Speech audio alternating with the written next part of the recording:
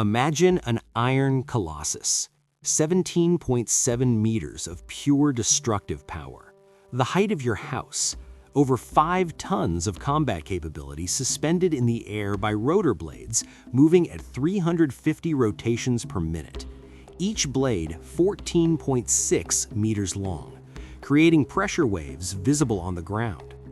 Now imagine it has weapons that shouldn't exist.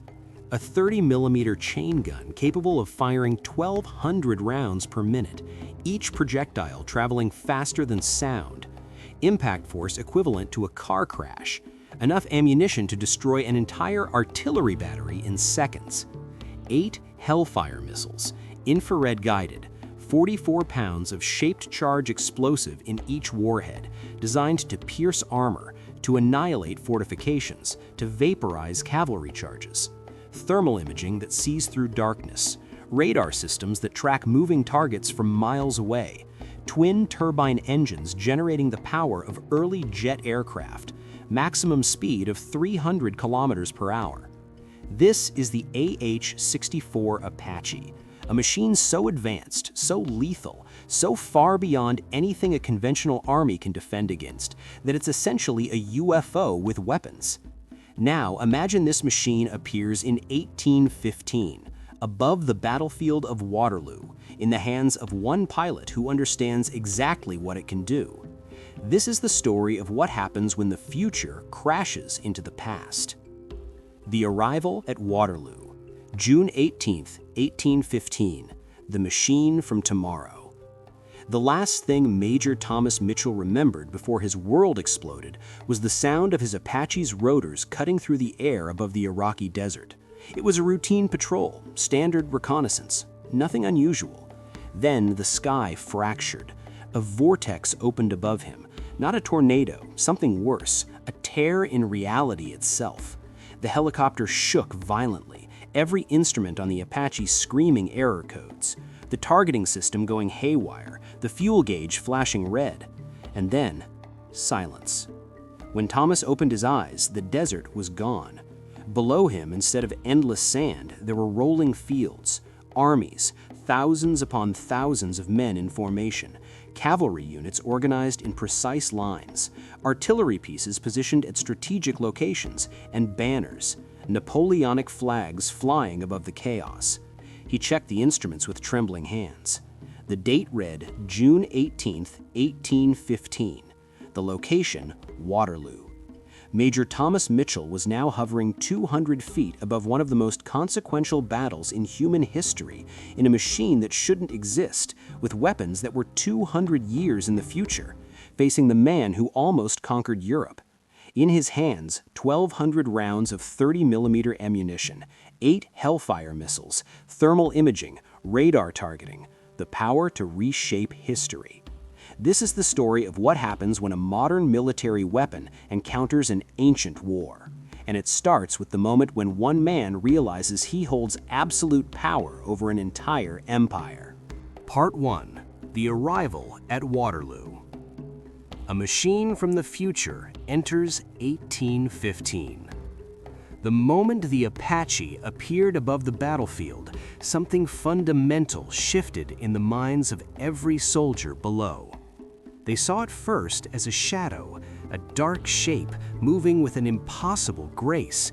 It didn't move like a bird. It didn't move like anything they'd ever seen. The sound it made was alien, mechanical. The whop, whop, whop of the rotor blades cutting through the air created a noise that terrified horses and soldiers alike. The rotor blades themselves were hypnotic, moving at 350 revolutions per minute, creating a blur of dark metal that seemed to defy physics. Each blade was 14.6 meters long, composite material designed to sustain incredible forces, moving fast enough to create a pressure wave that rippled across the battlefield below. And then the Apache descended lower. Major Thomas could see the confusion below. Napoleonic cavalry units breaking formation, soldiers pointing upward, officers shouting commands that nobody understood. They thought it was a demon. They thought it was God's judgment. They thought it was anything except what it actually was, a U.S. Army attack helicopter from the year 2024. The Apache was a masterpiece of warfare, 17.7 meters long from nose to tail, 5.1 meters tall, weighing over 5,000 kilograms of pure combat capability, armored everywhere. The cockpit was wrapped in ballistic protection. The fuselage could survive impacts that would destroy lesser aircraft, but it was the weapons that defined it. In the front of the helicopter, a 30mm M230 chain gun, capable of firing 600 rounds per minute, each round a devastating projectile designed to pierce armor and destroy targets. In the wings, Hellfire missiles, AGM-114 Hellfires, infrared-guided, anti-armor warheads, weapons designed to destroy tanks from miles away. And Thomas had full ammunition. The gun had 1,200 rounds, 8 Hellfire missiles, enough firepower to level a fortress, enough weapons to change history. The Apache moved across the battlefield, and everywhere it moved, Napoleonic soldiers panicked. Part 2. The first demonstration. Understanding the power. Thomas hovered above the main Napoleonic artillery battery, 8 cannons positioned to bombard the British forces, crewed by elite gunners, the pride of the French artillery corps. He pressed the trigger on the chain gun. The impact was instantaneous and apocalyptic. 30mm rounds tore through the air at 2,800 meters per second. Each round traveled faster than sound, carried kinetic energy equivalent to a car crash, hit the artillery position with the force of a small bomb. The cannon nearest to the impact exploded. The metal of the barrel shattered. The crew was annihilated, obliterated. One moment they existed, the next moment there was only blood and scattered remains on the grass. Thomas let off the trigger. 30 rounds gone in 2 seconds, and the entire artillery battery was destroyed. Not damaged, not disabled, completely destroyed. The cannons were twisted metal, the ammunition was scattered and burning, the crew was dead. Below, Napoleonic soldiers broke ranks completely. They ran, they screamed, they abandoned their positions. Some threw down their weapons, some fell to their knees praying. They had no concept of what was happening. They had no defense against it. They had no understanding of a machine that could kill from the sky. Thomas moved the Apache to a new position. He could see Napoleon's cavalry charge forming, thousands of horsemen organizing for a massive assault against the British infantry. It was a classic Napoleonic maneuver, overwhelming force, precision organization, the kind of tactic that conquered Europe. Thomas armed a Hellfire missile. The missile flew from the wing pod in a flash of light, separated from the helicopter, climbed slightly, and then descended toward the cavalry formation. The impact was unlike anything the cavalry had ever experienced. The Hellfire warhead detonated with 44 pounds of shaped charge explosive. The blast radius expanded outward at lethal velocity. Horses and men were thrown into the air, some killed instantly, some burned by the heat, some crushed by the shockwave. Thomas fired 2 more Hellfires into the cavalry formations, 3 missiles, 3 explosions, 50,000 kilograms of cavalry formation reduced to scattered bodies and burning equipment. The remaining cavalry soldiers wheeled their horses and fled.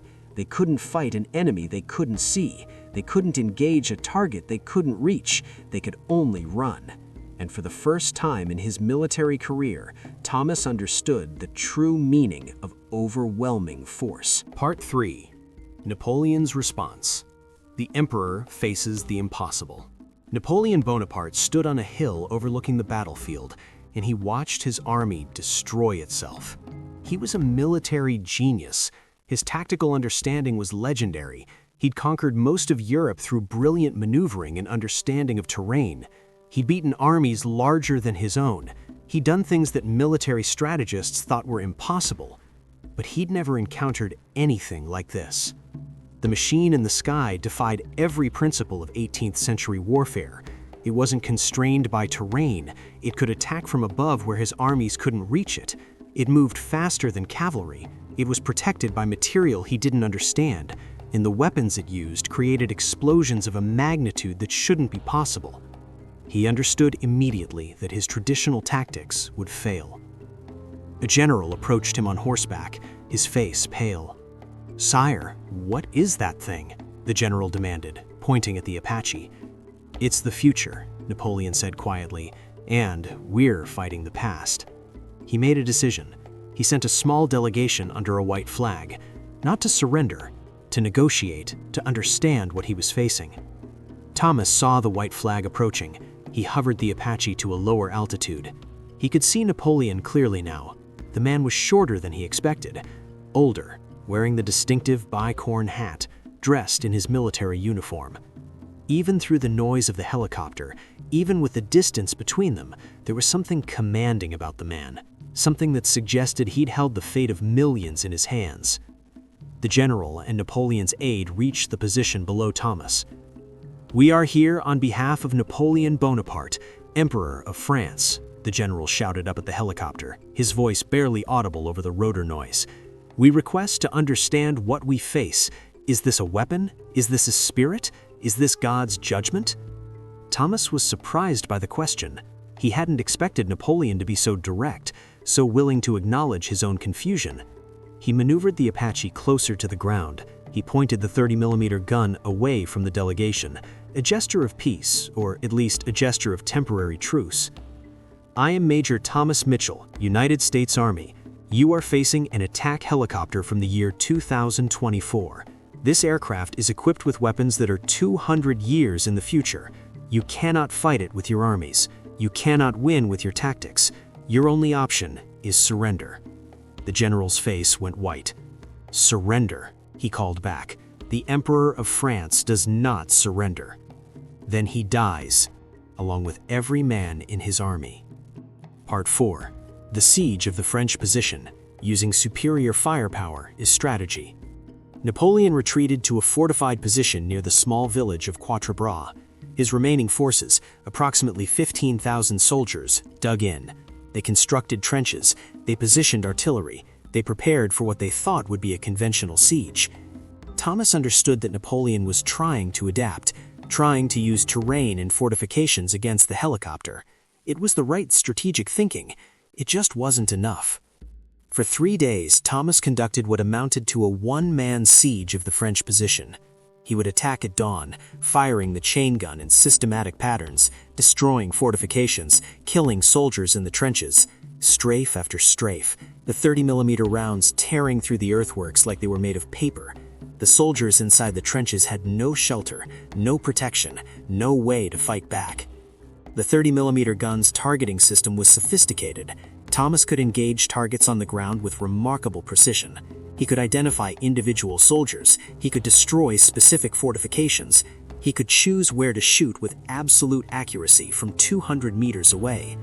By the end of the first day, 400 French soldiers were dead. The trenches were torn apart. The artillery was destroyed. Napoleon's defensive position was collapsing. By the end of the second day, Napoleon sent another delegation. "The Emperor wishes to negotiate surrender," the general said, his voice defeated. But Thomas didn't accept yet, because he wanted Napoleon to understand something fundamental, that this wasn't a negotiation. This was the end of an era. Part 5. The destruction of Napoleonic power. Demonstrating technological supremacy. Thomas made a decision that was brilliant and merciless. He informed Napoleon that he would demonstrate the full capabilities of the Apache, that the Emperor would understand exactly why his forces were beaten, that the lesson would be written in fire and explosions. Then Thomas flew to the center of the French position.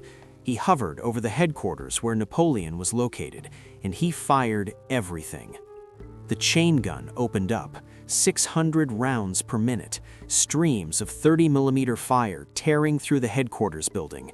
The structure collapsed under the onslaught, the roof exploded, the walls shattered. Then the Hellfire missiles. Thomas fired 4 of them in rapid succession, 4 explosions that shook the ground for miles. each one a 44-pound warhead designed to destroy tanks and fortifications. The French headquarters was obliterated, not damaged, obliterated. Nothing remained but smoking rubble and scattered bodies. Napoleon himself barely escaped. He fled on horseback, racing away from the destruction, his army scattering behind him in complete panic. Thomas pursued him, not to kill, to demonstrate the futility. He fired the chain gun across the horse's path. The rounds impacted the ground just feet from Napoleon's horse, sending up geysers of dirt. He could have killed the emperor any moment he wanted. Instead, he was making a point. This is what the future looks like. This is what happens when modern technology meets 18th century warfare. This is the end of your era. Napoleon understood. He raised his hands in surrender. Part 6. The collapse of the army. When an entire force realizes it cannot win. With Napoleon captured, his army collapsed completely. Soldiers abandoned their positions, they threw down their weapons, they surrendered by the thousands, not because they were cowards, but because they understood something fundamental. They were fighting an enemy they couldn't defeat. One soldier, a French sergeant with 20 years of military experience, watched the Apache destroy an entire cavalry charge with a single Hellfire missile. He saw 200 horses and men vaporized in an instant. He saw the futility written in fire across the sky. He sat down in the grass and wept, not for himself, for a world that was about to change, for an army that had conquered Europe that would now be forgotten, for an era that was ending. By the end of the third day of the siege, there were no more French forces to fight. The army of France was broken, scattered, defeated not by superior tactics or greater numbers, but by a single machine that represented an entirely different level of warfare. Napoleon, being held in custody under the Apache's watchful presence, understood that history had changed. "What year did you say it was?" he asked Thomas as they stood in the ruins of his headquarters.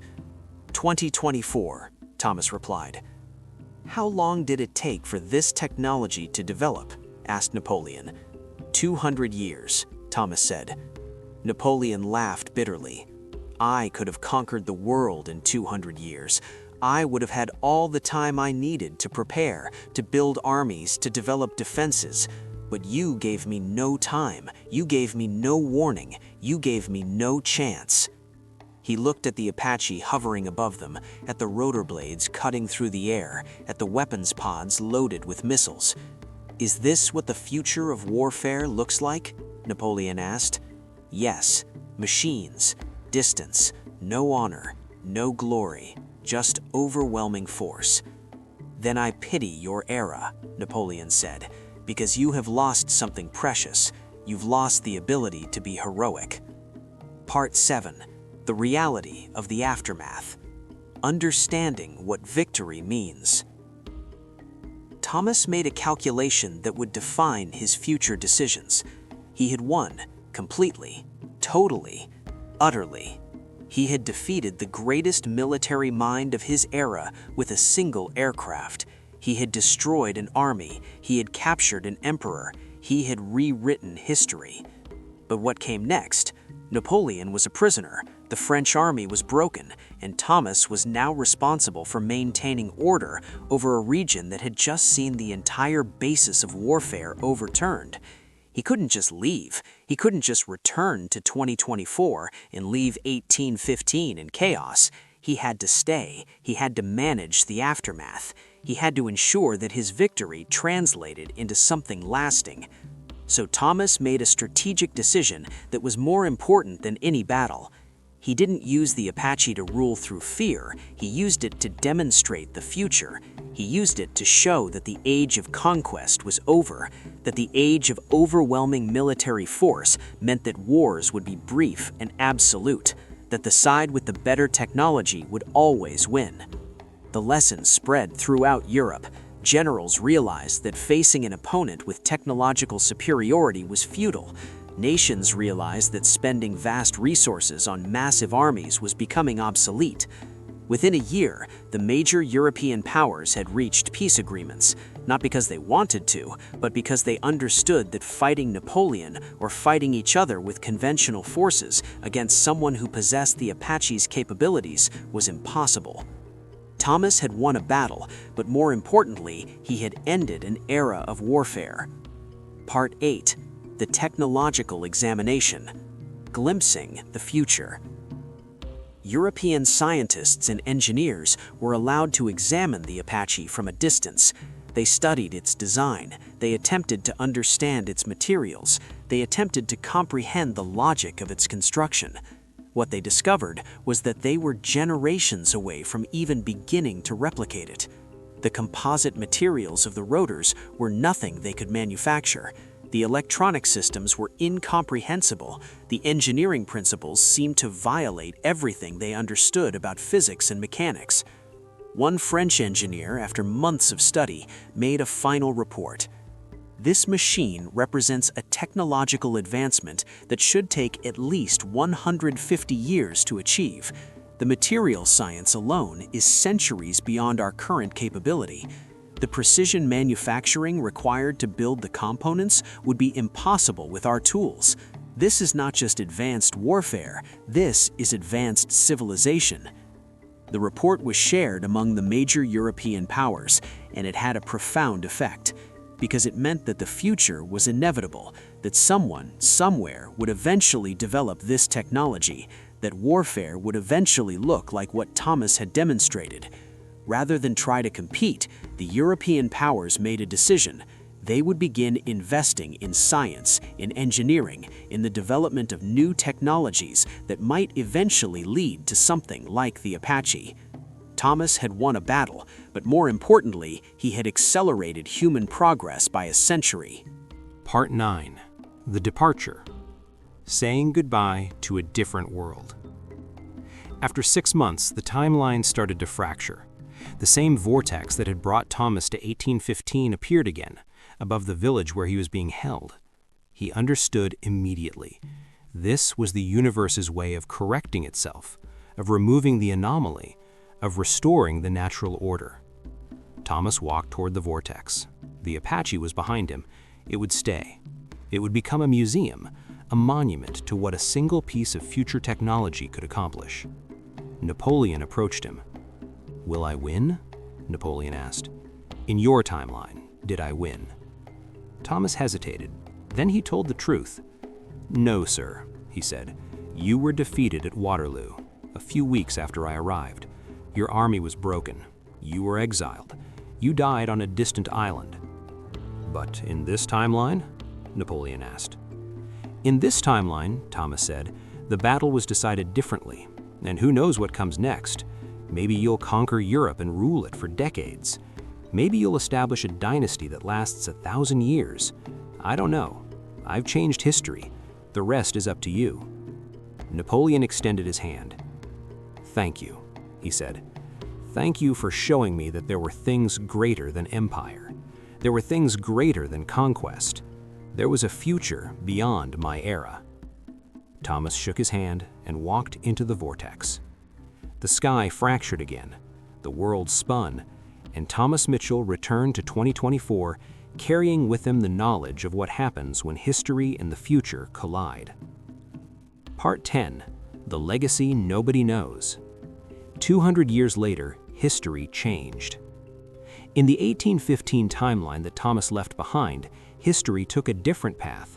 Napoleon, knowing that overwhelming force from the future would eventually emerge, made a strategic decision. He abandoned his conquest of Europe and instead invested in science, in mathematics, in engineering, in the theoretical foundations of flight and mechanics. For the next 50 years, France became a center of innovation instead of conquest. French scientists made breakthroughs in materials science. French engineers developed early versions of aviation technology. France, instead of being an enemy of Europe, became its most advanced civilization. By 1900, France was 50 years ahead of the rest of the world technologically. By 1950, they had developed some of the first primitive helicopters. Not Apache helicopters, but they understood the principles. In this alternate timeline, World War I was shorter. World War II never happened. The Russian Revolution took a different form. The course of the 20th century was completely rewritten. All because one Apache helicopter, piloted by one American major, had arrived at Waterloo and changed everything. Part 11. The question of causality. What is history? In the original timeline, the one Thomas came from, Napoleon was defeated at Waterloo by conventional forces. The Battle of Waterloo was one of the most significant military engagements in history. But in the timeline Thomas created, the Battle of Waterloo never really happened. Instead, there was a brief military engagement where one piece of future technology demonstrated its absolute superiority. Which timeline is more real? Which one is history? The answer is both, and neither. Because Thomas Mitchell had learned something fundamental. History is not predetermined. History is a consequence of actions. Change the actions and you change the entire flow of future events.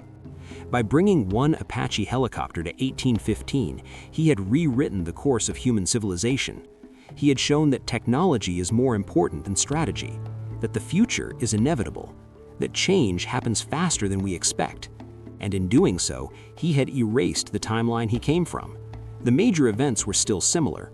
The world wars didn't happen in this new timeline. Different conflicts emerged instead. Thomas had won a battle against Napoleon, but he had lost something more important. He had lost his home timeline. He had created a new world where he no longer had a place. When he returned to 2024, everything was different. The Cold War never happened. Russia never split into different factions. America never faced the Soviet threat. Different superpowers had emerged. Different technologies had developed. Thomas was a man from a timeline that no longer existed. The revelation. And here's the thing nobody understood about that battle at Waterloo. It wasn't about military tactics. It wasn't about superior forces. It wasn't about strategy or planning or any of the things that military historians spend their time analyzing. It was about the moment when a new era begins, when the rules of the game change fundamentally, when an entire civilization realizes that their way of warfare is obsolete.